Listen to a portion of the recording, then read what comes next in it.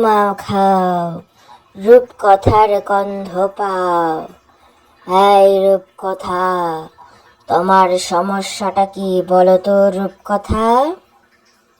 তুমি এত মোটাসোটা বাবু হয়ে যাচ্ছ কেন রূপকথা?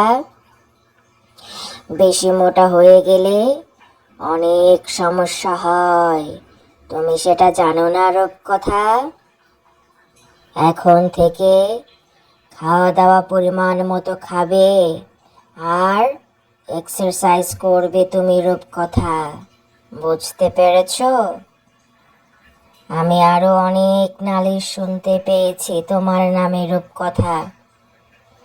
তুমি রাত 2টা পর্যন্ত ল্যাপটপ নিয়ে বসে থাকো, তাই না রূপকথা? আর একদিন যদি আমি এসব শুনি তাহলে কিন্তু তোমার খবর আছে রূপকথা। এত বেশি কম্পিউটার দেখতে দেখতে এই বয়সে তোমাকে চশমা পড়তে হচ্ছে রূপকথা। এত রাত পর্যন্ত কম্পিউটার দেখলে তোমার চোখ নষ্ট হয়ে যাবে, মাথার বুদ্ধি সব কমে যাবে রূপকথা। তুমি যদি ভালো ছেলে না হও তাহলে আমি তোমাদের বাড়ির জানালার কাছে গিয়ে বসে থাকবো রূপকথা। তারপর তুমি যখন ঘুমাবে টুপ করে তোমাকে তুলে নিয়ে আসবো আমি। আমি লালটু ভূত, আমি অদৃশ্য হতে পারি রূপকথা। আমাকে কেউ দেখতে পায় না রূপকথা। তোমাদের বাড়িতে গেলে আমাকে কেউ দেখতে পাবে না। আমি চুপটি করে বসে থাকবো ঘাপটি মেরে।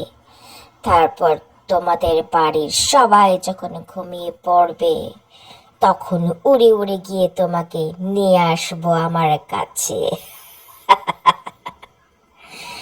আমার এখানে আসলে তোমাকে আমি কিছুই খেতে দেব না রূপকথা।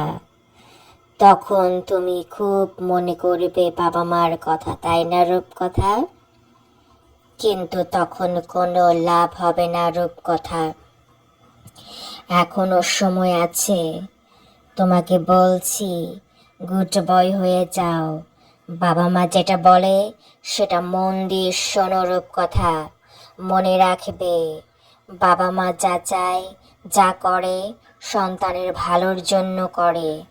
তোমার বাবা মাও তোমার ভালোর জন্যই সব করছে রূপকথা। গুড বয় হয়ে যাও রূপকথা।